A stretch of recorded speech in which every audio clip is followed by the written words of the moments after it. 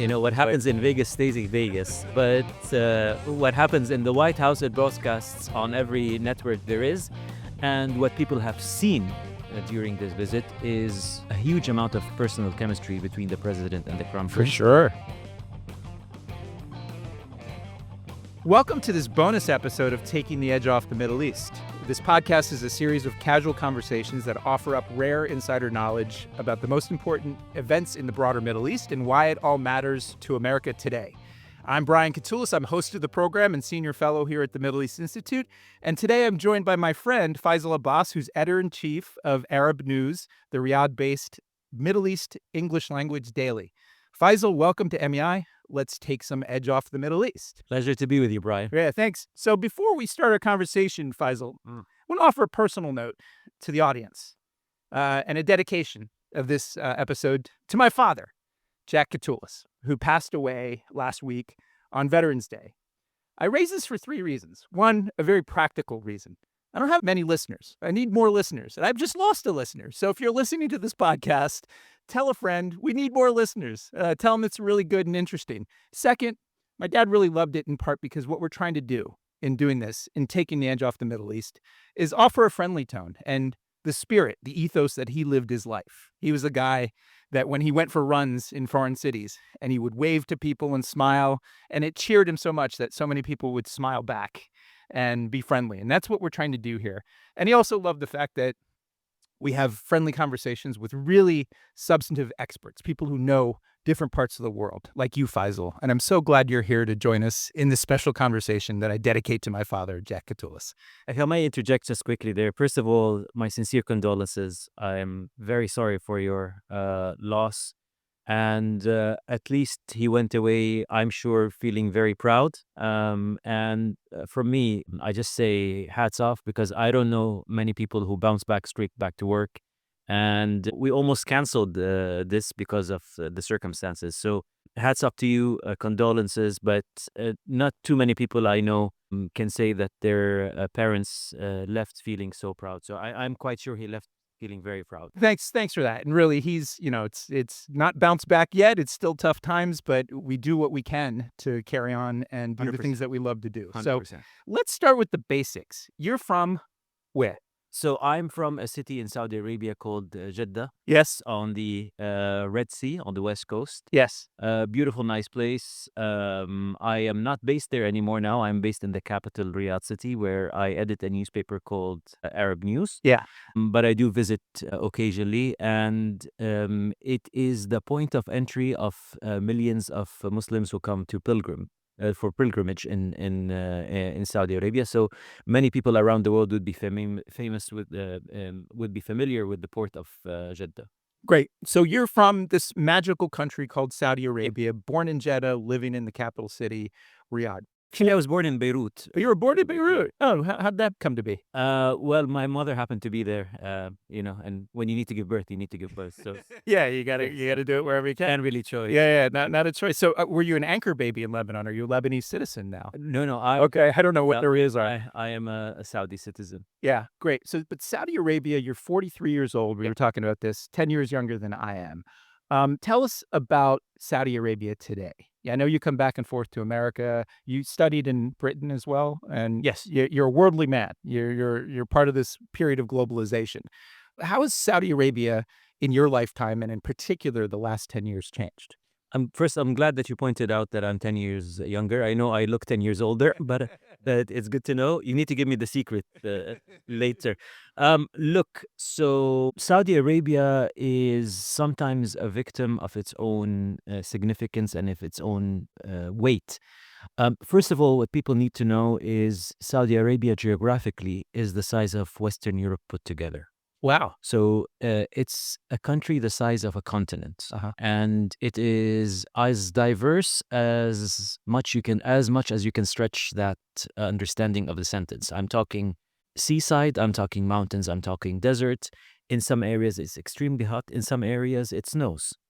It's a very diverse country. The people in Saudi Arabia are from different parts of the world, especially in my part in my city of Jeddah. Right. Because of the pilgrimage angle I mentioned earlier, you will find that people in the western region of Saudi Arabia often originate from different parts of the world. So you will find black Saudis, you will find Caucasian Saudis. Uh-huh. In my case, you asked me if I was Lebanese. I am not. I'm of Lebanese origin. Yeah. So my family migrated from Lebanon a long time ago and became Saudis. You will find even Asian Saudis. Right. So one of my distinguished colleagues actually is called Uthman As-Sini. He's one of the editors-in-chief of Saudi Arabia. And his name literally means Uthman the Chinese. Yes. Yeah. And he actually looks Chinese to the point that once we went to Japan, people started talking to him in Japanese. Wow. Because they assumed he's Japanese. But he's very Saudi. So that's how diverse the country and the people are. As we are in the Middle East Institute, let's go a little bit into the geopolitical and economical aspect. Right. So not only is Saudi Arabia important due to its size and its religious significance. I mean, religious significance, I don't think I need to remind your audience that it is the land of the two holy mosques, the two holy shrines of Islam. Yeah. But it's also the world's key player when it comes to the oil markets. Maybe it's also worthwhile to say that 90 years ago, a bunch of American explorers went, and because of them, something called Aramco was established. Aramco stands for the Arab American Company. That company ended up being the biggest oil company in the world, and has helped put Saudi Arabia among the world's wealthiest countries because of that partnership. It's a member of the G20, right? It's Yes. It's the only Arab country in the G20. That wealth that generated has also helped transform the country very quickly. As quickly as money can buy development and infrastructure. I wouldn't go as far as saying it's a superpower, but in terms of the region, it is the dominant geopolitical, economical power. Not to take anything away from our neighboring countries, but size does matter and significance. In this case, it's the combination of religious, political, social, and economical significance that makes Saudi Arabia stand apart from other countries in the region. So there's a huge social transformation going on. And let me tell you a story from one of my visits. I've been going to Saudi Arabia for years, and I've been thinking about things in 10-year periods recently for a variety of reasons. But since 2015, and when I was there in 2015, and when I go back these days, it's like night and day. But the story I like to tell comes from 2019, and I visited with our colleague Daniel Benaim, who's a senior fellow here, and a few other colleagues. We met with ministers, with top officials, with the defense minister. But the most interesting meeting was at the education ministry. And this is in 2019, in the middle of Vision 2030, which we'll talk about. And there was a bevy of leaders, not just the minister. Like when you used to go to Saudi Arabia, but way back when, you'd meet with the minister and it would be stiff talking points and you wouldn't get much out of it as a researcher, frankly. This was a very vibrant conversation about what? Curriculum reform inside of Saudi Arabia, and how do you balance sort of the social tendencies inside the society? On the one hand, a new generation that was open to a lot of the new music, media, film, comedians we were talking about that have come, versus some of the still traditional bases inside of maybe more conservative areas in Saudi Arabia, and a very thoughtful conversation of how do you actually educate the next generation to give them the skills, but also keep them anchored in the traditional values of Saudi Arabia. You've been part of this as somebody in your 30s and now early 40s as this transformation has unfolded. Tell us a little bit more about that. So I am very lucky, actually, to have been chosen to be editor-in-chief back in 2016, so almost 10 years. 10 years on the job. So my appointment coincided with the start of what we call Vision 2030. For those who don't know what Vision 2030 is, it's the kind of master plan, it's the blueprint of how Saudi Arabia intends to diversify its economy and sway itself away from its dependence on oil, which, as I said, has generated a lot of wealth, but it is a scarce resource, and the leadership has decided that we cannot be a one-trick pony. Like I mentioned in the beginning, given the geographical space that we have, I think one thing our crown prince continuously repeats in private, that for so many years we've been operating on 10% of our capacity.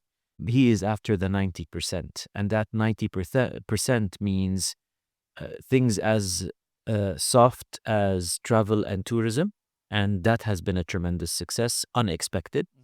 We've just hit the 100 million tourists mark about 2 years ago. And that's not just religious tourists. No, that is a combination of all together, and that was the target for 2030. So obviously that took everybody by surprise, because if you had asked people 10 years ago, where does Saudi Arabia rank on their bucket list, unless you are going there for religious tourism, people didn't really have a reason to go. Yeah. Now people go for religious purposes, for pilgrimage.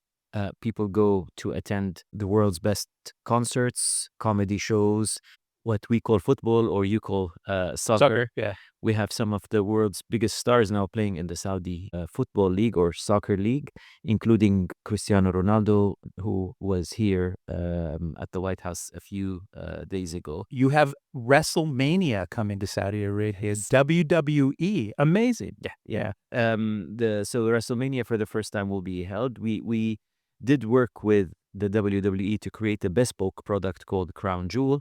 But obviously, as we are an ambitious country, we went the best of the best. So, and it doesn't get bigger than WrestleMania. I will get to it in a second, because I have particular memories watching wrestling, and I'm going to talk to you about American culture in a second. But Yeah.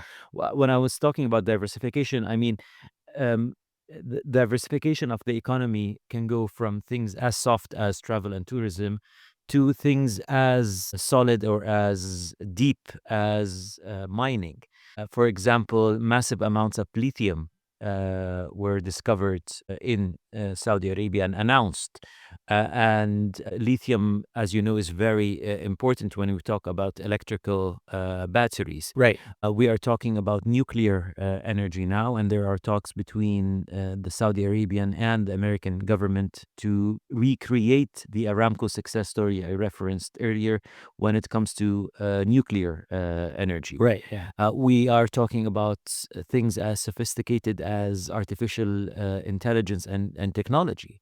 And there is a huge potential for Saudi-US cooperation on that front, given that you guys have the know-how, and we have the world's lowest cost of production of energy anywhere in the world. If I'm not mistaken, I think each barrel of oil costs us around $2 or $3 only. Right. And that is the lowest in the world. We also have huge amounts of space that could be used for data centers. Right. We need a lot of that. Yeah. And of course, 70% of the population is less than 30 years old. So we Right. have a very young, dynamic population. Yeah. So basically what you're saying is the basis of the US-Saudi relationship, which was grounded in oil for security, oil for guns. What we're seeing is this mass diversification of your economy, but then also the potential for diversifying the bilateral relationship for a number of win-wins, right? And we're going to talk about this deal that you were a part of, and you're here for, at least, and had a front row seat. But that's what we're seeing right now, right? Yes. Yeah. I mean, it's a very old prism, oil for security, and it was accurate at some point.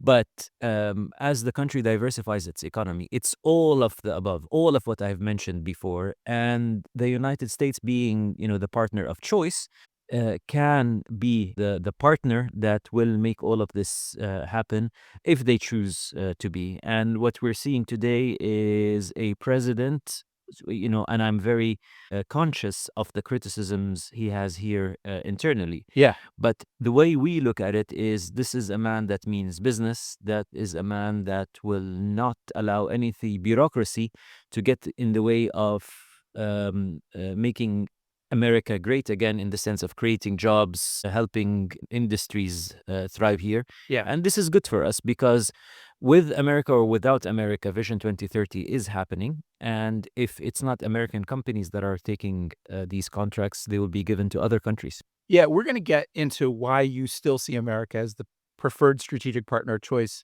in a little bit. But we're doing this bonus episode this week because you had a front row seat for this visit, for His Royal Highness Crown Prince Mohammed bin Salman's visit to the White House, and also this investment business conference at the Kennedy Center. And before the visit, in Arab News, you published this really interesting article. And if you're not reading, Faisal, you're not really understanding what people are thinking inside of Saudi Arabia for reals on a range of issues. And we're going to talk about many of those issues. In this article, you said that this visit, you set the bar pretty high.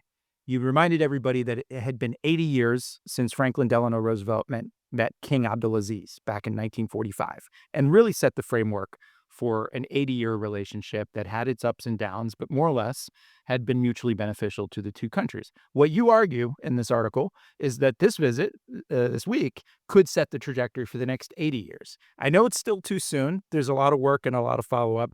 Did this visit meet your expectations in terms of setting that framework for the next 80 years? 100%. It exceeded my expectations, to be honest. But yes, the similarities or the parallels couldn't be any more similar.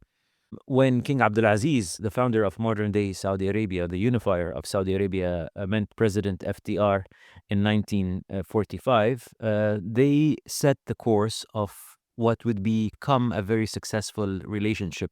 Like any two countries, we've had our ups and downs, but over the past 80 years, we've seen the two countries working together to stabilize energy prices, to combat communism, to combat terrorism.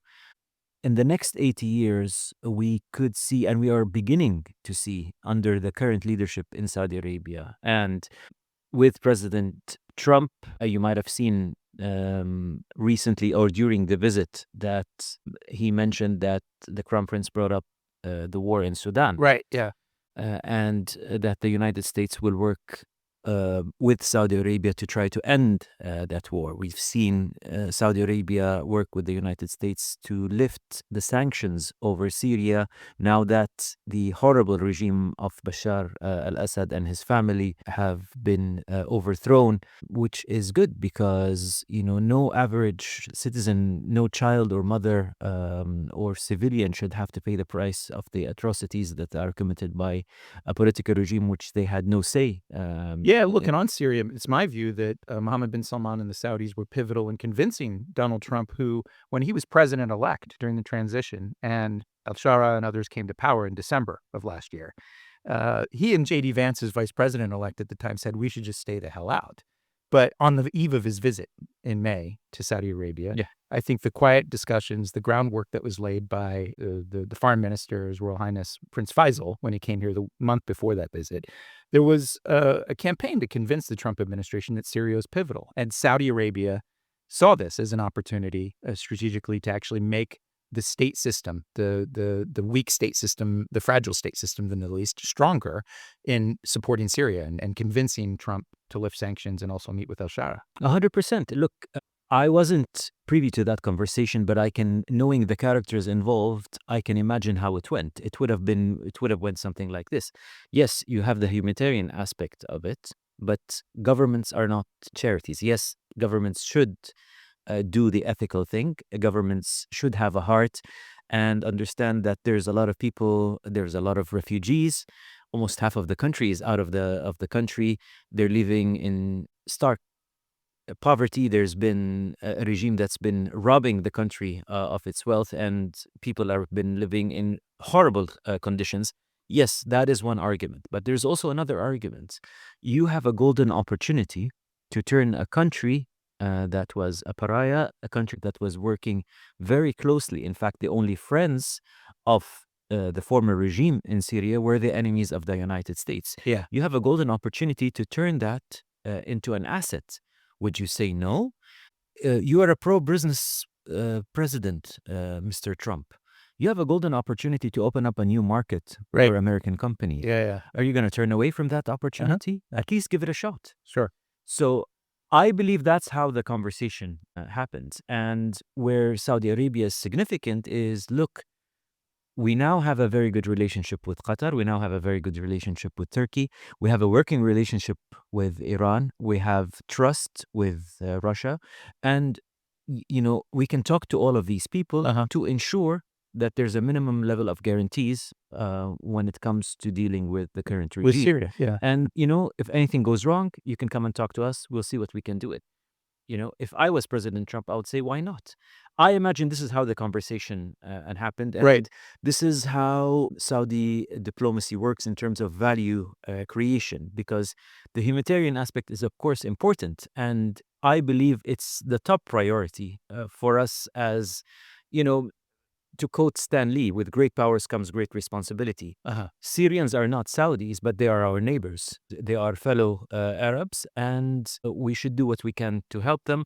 But also, you should speak the language of the person you're negotiating with. And I believe that's somewhat what happened during that So conflict. the role that you described Saudi Arabia playing on Syria is one that it plays on many different conflicts and things like this. Trump came into office the second time, and his top officials came to people forget this, came to Saudi Arabia to try to mediate on Russia and Ukraine. Remember this. And we just had a previous episode with Richard Fontaine from the Center for New American Security. We talked about his recent report on swing states, global swing states. He called Saudi Arabia a swing state, one that actually has good relations between some of the great powers, wants to maintain those good relations. And his argument is that we should actually build sort of even better working relations with countries like Saudi Arabia in this new era of geopolitics, because you're working assertively to advance your own interests. And it's better, rather than to try to isolate or condemn or shape in different ways, is to work together as partners. 100%. Yeah. It's a very delicate balancing act. Yeah. And it's very difficult to maintain a very good relationship with the United States and a very good relationship with countries like China and Russia. Yeah. And I understand why some policymakers or think tankers or analysts in the United States might be skeptical or even concerned. But we only have the evidence to support. We can talk theory as much as you like, but the evidence is those relationships have come to the rescue or the benefit of the United States. The relationship Saudi Arabia enjoys with Russia meant that early on in the war, Saudi Arabia was able to leverage that relationship to secure the release of American prisoners and guarantee the prisoner swap. Yeah. That relationship meant that when I was in Moscow last year for the BRICS summit and I managed to interview Putin, I asked him whether he would accept to come to Saudi Arabia and negotiate a peace deal with Ukraine if the Saudis were brokering it. And his response was, look, we trust that everything the Saudis do is sincere, and I have a lot of respect for the king and the crown prince. Of course, he then went on but to say that that depends on the Ukrainians and what they're willing to accept. And he mentioned that President Zelensky, which is true, has legislated that Ukraine cannot negotiate with Russia as long as Putin is president. But that's a topic for another day. Yeah. But my point is, you can say what you want about President Putin, but he wouldn't have to say something like this if he didn't genuinely mean it. Right. Yeah. And we know that the Saudis have the Russians' ear, and there's the whole OPEC plus relationship to think. Of course. Yeah. Not many countries in the world can say they have the ear of the president of Russia and that the Russians trust what they do as sincere.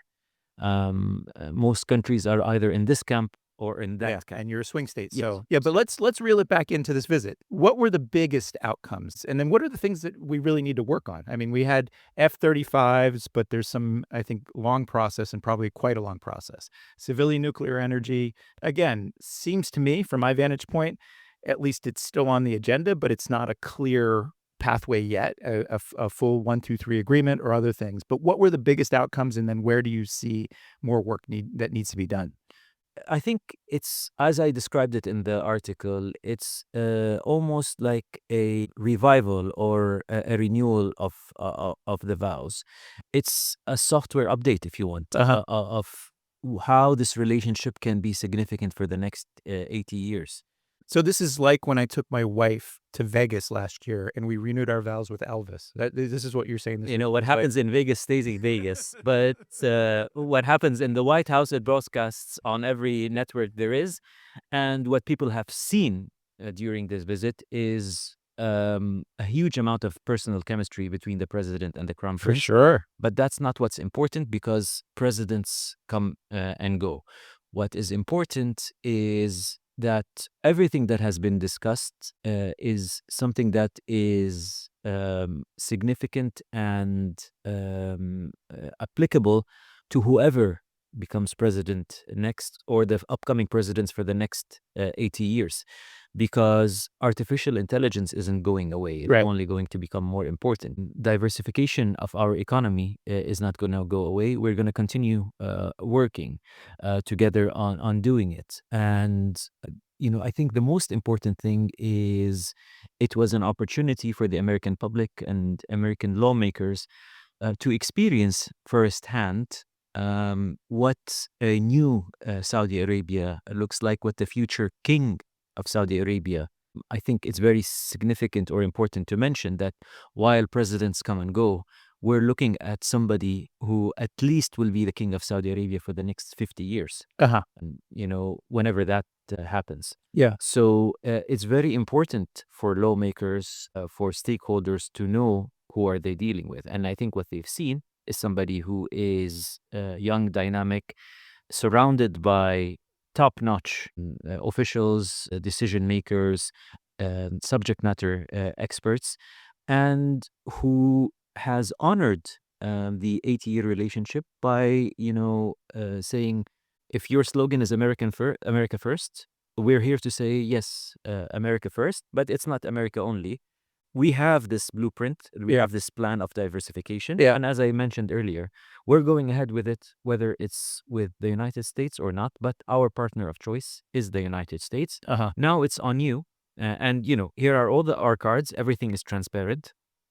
Now it's on you whether you want to take part of it and benefit or So where was the biggest breakthrough moment, though? Because a lot on the agenda, but and then where, again, back to the other question, is where do we need a lot more work? It seems to me like, again, symbolically very important for the Crown Prince and for Trump, because his strategy on the Middle East, I think, is predicated on a strong partnership between Saudi Arabia and the United States.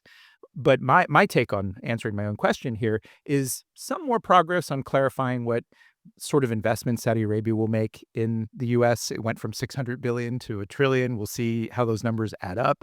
But artificial intelligence, high-tech cooperation, a marker thrown down on F-35s, which, again, I think this is a longer discussion in the United States because of the concerns Israel will have about qualitative military edge, the concerns that some will have about China getting access to technology. So I felt like it was mostly a very favorable visit, but sort of like more of a to-do list for the next couple of years to deepen our work and relationship and a lot more work ahead. Well, look, I will get to all of that, but you ask an important question, what is next or what needs to be done. Yeah. And I think, look, this was almost like a show. It was almost like a reintroductory visit. Mhm.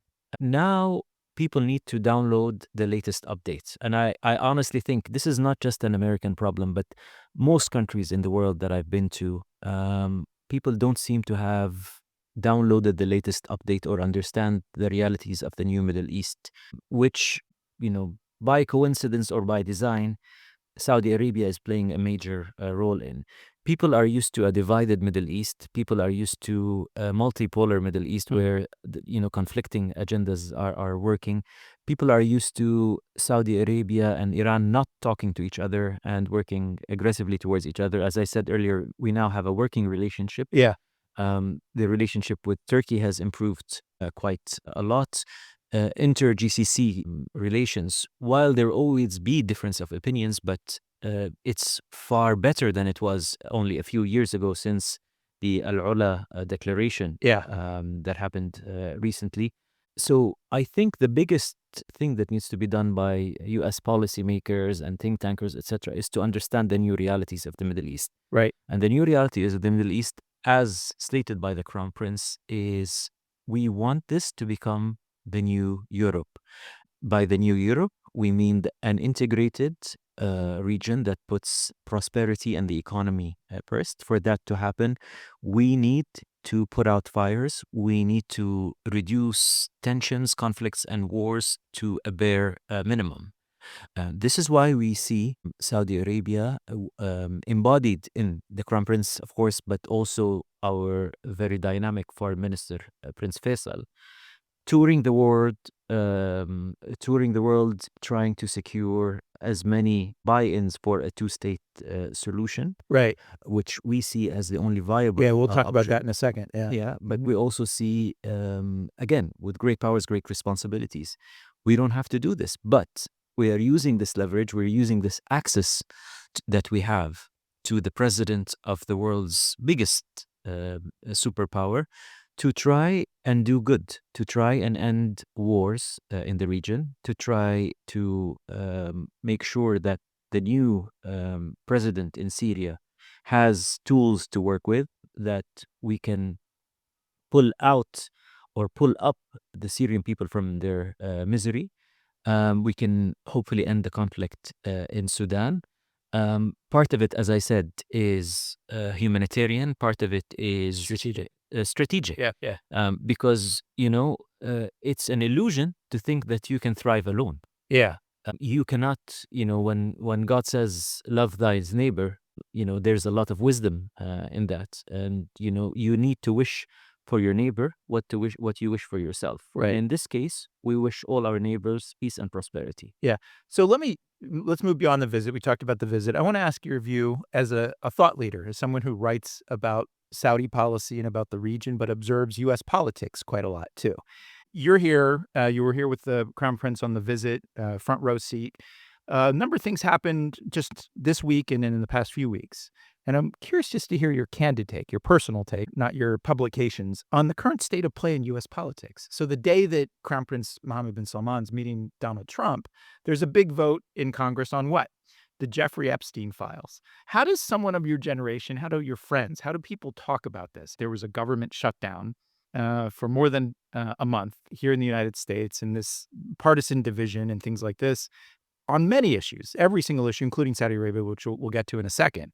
How do you see this? Like, how do you interpret this? Do you worry about the pendulum swings between Democrats and Republicans and things like this?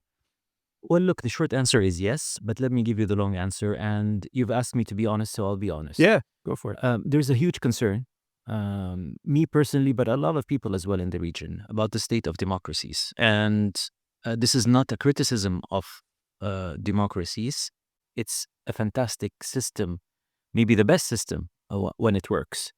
But the problem is it's not working. And it's something perhaps that Fareed Zakaria has alluded to and written extensively in his very big book, The Age of Revolutions. Yes, yeah, great book. It's a great book. And, I had the privilege of debating him at the Riyadh Book Fair last year. And to summarize, in democracies, there used to be, the division used to be mainly between the left and the right, conservatives and labor, or Democrats and Republicans, about economical policy.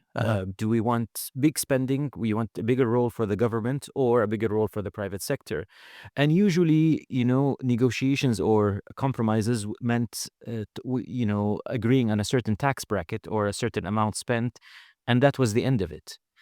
Now we are seeing the divisions deepen and go towards topics where there could be no middle ground. Mhm. I mean, you either believe there are male and female, and those are the two genders, or if you believe there are 70 or 90 genders, there is no middle ground. We can't just agree. 70 genders? Well, I mean, okay. whatever, whatever the argument is, you can't compromise on that. You can't say, well, you know what, let's settle at 50.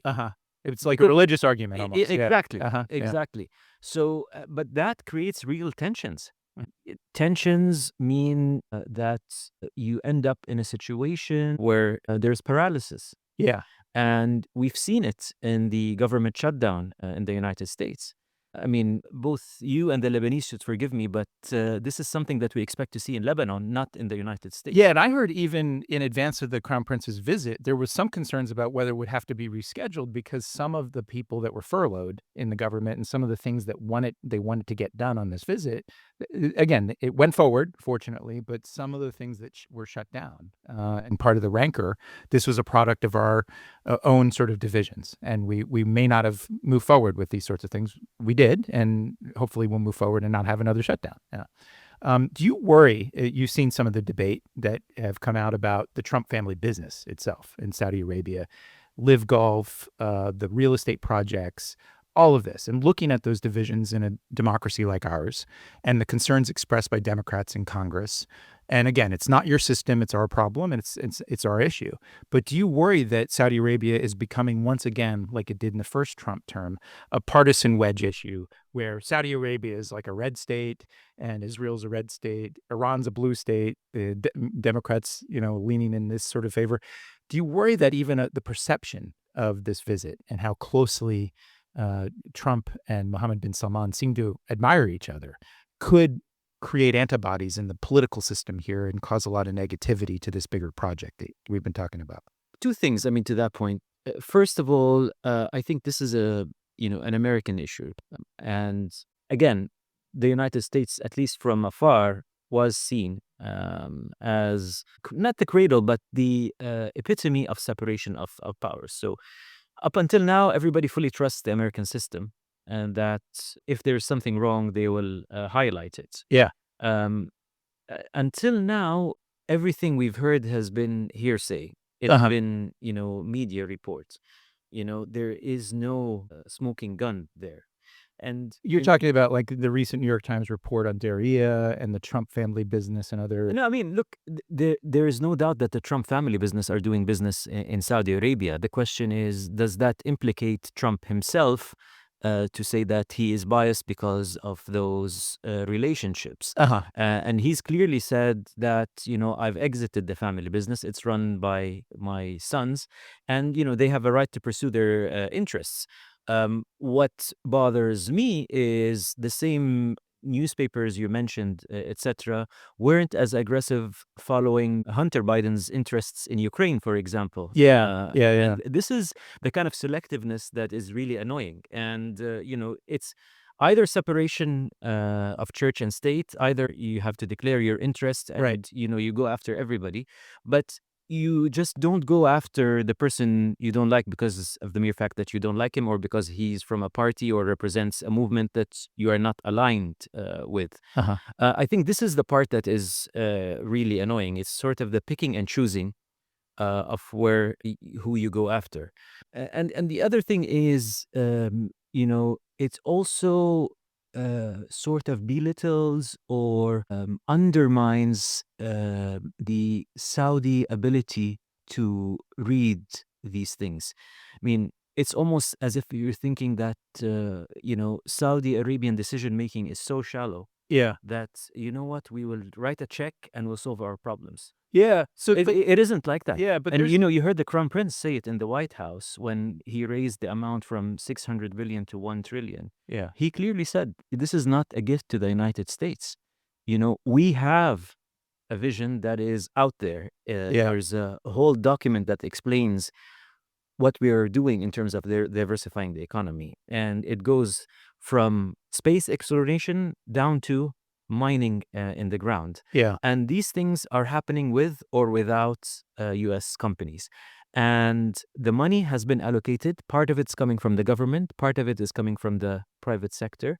There is an RFP process, but also there's an understanding that, there is a superiority when it comes to American tech, for example, to American defense or military equipment. And there has been incidents before when you guys, or when I say you guys, Americans took too long. We went with the competitor, and then Americans complain. Yeah. It's like, what do you want us to do? Not Yeah. have 5G for our citizens because you are taking your sweet time? No. Yeah. We need to get 5G because we believe our citizens need the latest technology. If you're not going to give it to us, we'll get it from somebody else. Yeah. But you would agree there's a certain concern and insecurity on the part of people, Democrats especially, about this relationship that some, and again, it's not my view necessarily, but there's a perception that Saudi Arabia prefers Republicans, loves Donald Trump a lot more. He was greeted more warmly than Obama was. I think it takes two to tango. You and I think, talked about this, and some of our colleagues at the Wadi Forum that MEI used to do or have been doing with our Saudi friends. I think there needs to be a lot of Obama trauma therapy for Saudis who look back on this 2013, 2016 period, which was actually quite tumultuous. Gaps on Syria policy, gaps on Iran and the nuclear deal. Back then, Saudi Arabia's official position was essentially Iran is like Nazi Germany and the big threat. That was then. This is now. As you said, you have a working relationship with the same leaders that are still in power in Tehran. Things change. But you would agree that there's a certain perception. Another example of this was in 2022, a month before the midterm elections here. There was a decision on oil prices that I think was misread by a lot of the Democrats. It was, as I understood it, based on market fundamentals with OPEC Plus to actually cut the supply. But it was viewed, the insecurity viewed in members of Congress and certainly some in the Biden administration, that you were trying, not you, but Saudi Arabia was trying to put their finger on the scale in our politics. You think that's a misread, right? Well, I mean, it's a mystery because oil prices actually went down. Yeah, exactly. So there was nothing there. But yes, I mean, there's a lot of speculation, there's a lot of talk. But, facts are stubborn things, right? Facts speak for themselves. People can speculate all they want, but the reality is what the reality is. We did not cut oil production because clearly there are oil experts, given we have our status as one of the most important, if not the most important country when it comes to the energy markets. There are economists and there are experts who determine these things. And if they say we don't need to cut production, that means there's a very good reason we don't need to cut production. Yeah. Most likely they were not perceiving that it is needed and that they saw that the oil prices are going to come down by themselves, which they did. There's a lot of hearsay, but I refuse the notion that we work better with Republicans than Democrats. FDR was a Democrat. Yes, there has been ups and downs in relationships with both parties. The Obama era was specifically unique because it started off on a very good foot, Right. ended up in a disaster for both. Because you had the Arab Spring, you had the Syrian civil war, you had the Iran nuclear deal, and the fact that the perception was in the region that Americans didn't talk to our regional partners about this. And when they did, they didn't listen. And, there's only so much you can do with a friend that is refusing to listen to your advice. But, the position was, look, we are living in this region. We are neighbors, and we're telling you that what you're doing is wrong. Yeah. And if you're going to have a deal, don't have a nuclear deal with sunset clause and the Iranians determining where you can and you cannot look for equipment. Right. I mean, it's when you look at the facts, you laugh. It's laughable that we even needed to give that advice, and that makes you laugh. But what makes you cry is that that advice wasn't listened to. Yeah. I mean, on what planet do you need to be living when somebody tells you, like, we are concerned that Iran might be developing a nuclear program, and somebody is advising you to say, yes, we are concerned too, and if you're insisting to have a nuclear deal, probably you should not allow them to tell you where you can and not search, and that you shouldn't have sunset clauses. Yeah. It's as basic as that. But at the end of the day, you can take the horse to the water. You cannot force the horse to drink. So we're running out of time here, having a great discussion here, but let's pick up from where you just left off on Iran and two of the regional issues and do it more quickly. That was then, 2016 to 2018, Trump pulled out of the Iran nuclear deal. This is now, 2025. Where do you see the file of Iran? You mentioned earlier that you have a good working relationship. Again, my perception, I think the reality is it's a transformation in Saudi's position. Saudi Arabia was very hawkish and hinting at the need for military action, back in 2016, 17, that this deal won't work, though it went along with the deal. Now it's very much we've got to de-escalate. And I think having suffered attacks on its own territory, Abqaiq, other places, during that period of maximum pressure, 1.0 of Trump, Saudi Arabia suffered some of the consequences of that insecurity. Now Iran is at its weakest point, I think, since it acquired the revolution in 1979. What's the pathway forward on Iran? A bit of context there. So the Beijing Declaration, which happened about 2 years ago. 2023. Yeah. Spring. Yeah. We realized we're not going to get anywhere with this Cold War happening with Iran. Iran has its proxies. It's, somebody who is a boxer, as in they will only punch above the waist and wear gloves, versus somebody that does MMA and has no boundaries. Which you have in Saudi Arabia too, right? Yes, we do. Yeah, Yes, we do. We don't play it ourselves, but I'm talking between countries. Yeah. So Okay. somebody who wears gloves and will only punch above the weight Yeah. versus somebody who will do anything to win. Somebody who has something to lose, somebody who's eyeing 2030, and somebody who's stuck in 1979. Uh-huh. So the conclusion was, to live and let live. I imagine the conversation would have went like this, saying, China is the country that has the most leverage over Iran. It's one of its few countries, friends in the world, and we have a very good relationship with China. China agreed to be the mediator and the guarantor of this relationship, and while it's not perfect, it has secured the bare minimum required, which is to live and let live. No hostility, no attacks from directly or through other parties. Yeah. And it opened up dialogue again. Now, what the future holds, I don't know, but I think we're in a very good position, given what President Trump said in the Oval Office, that he's open to talk to Iran. For Saudi Arabia, if Saudi Arabia wants to play that role, to become a mediator or a back channel partner, I think there is room to maneuver. I think there could be a deal reached, particularly with a president like Trump. Yeah, I hope that happens or something happens, because my take is on the 12-day war in June. It did damage to Iran's nuclear facility, but the Iranian regime still is deeply uncertain about where it's going. 100%. And I actually think the role that Oman played in the run-up to that war was very important. And that I think one thing that's been missing from U.S. policy is, and I wrote a paper about this in January, is that we actually need a regional partnership, a diplomatic partnership to engage Iran. That, yes, it was fine to do the P5+1 in that period, but there wasn't much of a conversation. And countries like yours, like the UAE, like Oman, you all have slightly different views, but you all don't want to see a nuclear arms race in your part of the world. Nobody wins, Yeah. and everybody loses, and we need to de-escalate in the region, and give peace a chance, not the opposite. Last but not least, when will Saudi Arabia have its normalization accord with Israel? What's your date? Look into your crystal ball, your magic 8 ball, shake it up if you've got it. How soon is this going to happen? President Trump clearly wants it as soon as possible. He clearly wants that Nobel Peace Prize. What's your prediction, Faisal Abbas, on when Saudi, not if, because I think it'll happen. It's an eventuality, but when?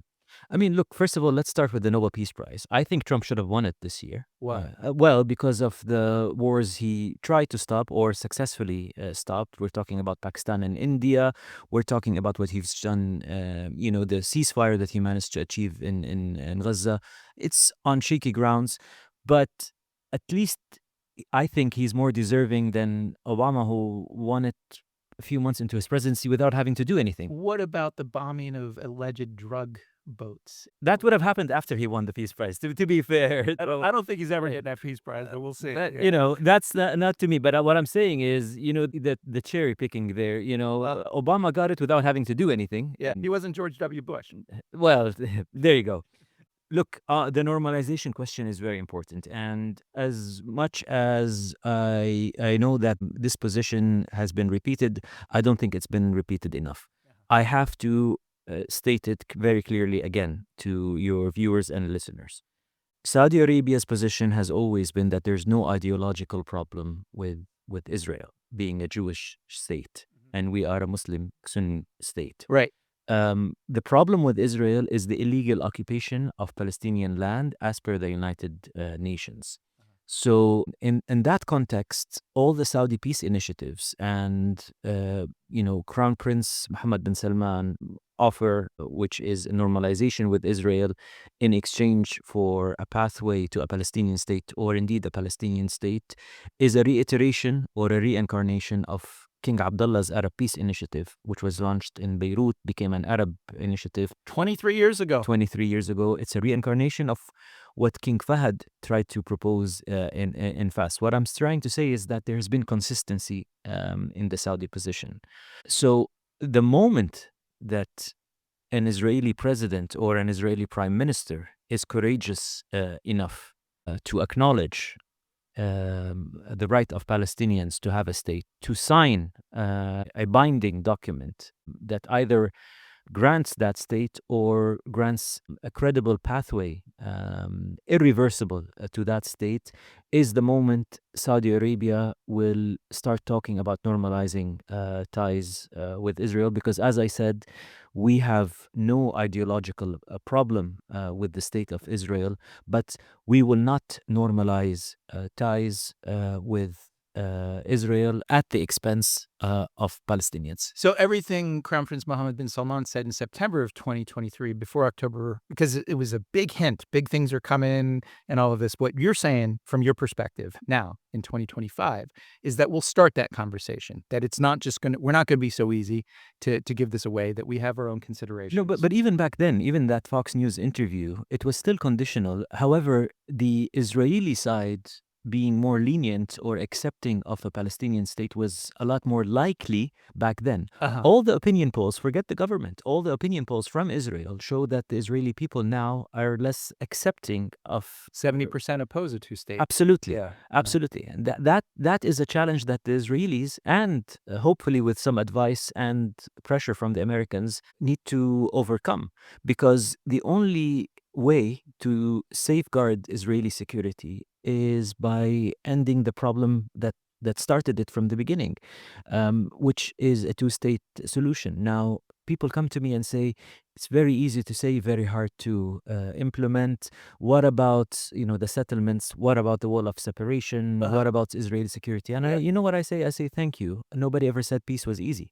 So, but there needs to be a starting point, and the Israeli government needs to acknowledge the right of Palestinians to have a state for us to begin to have that conversation. Yeah, in that I agree. And I think I'd love to have you on another episode to talk about in greater detail about it, because there's a lot of interest. From time to time, you and I chat on WhatsApp, or Israelis come to me and say, hey, can you connect me with someone like Faisal Abbas? We want to do something or write a piece, and you publish some of these things and things like that. And I think it's worthy, because it's not going away. I think it's going to happen eventually, but it's under which conditions and things like that. I think at the moment they need to connect with Mahmoud Abbas before they connect with me. There you and go. and acknowledge that he's the president of the Palestinian Authority, empower him a little bit, and maybe that will help a little bit. There you go. So we're about out of time. I want to use the last couple of minutes very briefly to ask you a question I ask all of my guests, and it's for future generations. Number one, what was the spark that got you into this line of work? What guided you here to this moment where you're the editor-in-chief of a leading publication in Saudi Arabia, a key opinion former in your country? Look, there's not a day that I don't thank God that I have, whereas I don't have many of the things other people might have. The only thing I've always had is I've always knew what I wanted to be. Ever since I can remember, as in 8 or 9 years old, I was producing magazines, very amateurly, but I want to see those. I think my mom has kept them and it uses them to blackmail me. Let's do that, yes, at some point. But I've always had passion, and I've always enjoyed, and until this day, work doesn't feel like work for me. It's the feeling a pianist feels when they play the piano. Yeah. Putting a newspaper together, writing a story, changing the headline almost feels like a second nature to me. And I realize not many people can talk that way about their job. So Right. I am very blessed. I am thankful to God. I'm thankful for every moment that I've spent. Mind you, it's not a walk in the park. It comes with its challenges, it comes with its responsibilities, and it comes with lawsuits. It comes with a huge, I wouldn't say haters, but there are many people who are not a fan of what we write or what we Sure. or what we do, etc. So it's a combination of pluses and minuses. But Yeah. I am very lucky that I am doing something that I enjoy, and I'm very lucky that it came to me naturally. Yeah, well, the haters are going to hate, as one philosopher once said. If there's someone listening out there in Saudi Arabia, and I hope they are, a young person at a university or a young professional who wants to follow in your footsteps, they're 20 years behind you, what would you say they need to do? Well, look, first thing they need to realize is nothing comes easy. Unless you are fortunate that you come from a wealthy family and you're just going to inherit money, those are a small minority in the world. Everybody else has to work hard to earn their living and to carve out their career. And the other thing is, once you've carved out your career and earned your living, you now need to work harder. Mhm. The biggest challenge, especially people who work in media, it's very easy to go on an ego trip. Yeah. And that is usually the beginning of the end. You need to remain humble. You need to keep your feet on the ground and realize you are one mistake away from a scandal. Uh-huh. And there are some of the biggest names in our industry who have been burnt. The person that comes to mind is a legend like Dan Rather. Uh-huh. All his career did not protect him from a slip towards the end. I don't say this in criticism. I'm saying you need to do every step of verification. Never think that something is beneath you, and you need to do that day in and day out until you retire. Yeah. So as the late, great Casey Kasem, Arab-American disc jockey, would say, keep your feet on the ground and reach for the stars. But as you would add, stay on your toes. Absolutely. Be diligent. Faisal, I had so much fun in this conversation. Can we actually come to Saudi Arabia and repeat it and bring the crew with us next time? Absolutely. Yeah, let's do that in 2026. Let's make a vow to do that. You were right at the beginning when you said it's going to pass by quickly. We ran out of time here, and I'm sorry for that, but I want to thank you again for joining us and for covering the full landscape here. That's all the time that we have for this week. And again, thanks to our listeners for tuning in and to our colleagues for their work on this week's episode. You can follow MEI on X, Instagram, Facebook, and YouTube, and subscribe to our email newsletters for the latest analysis and information about upcoming events. I'm Brian Catullis. We'll see you all soon.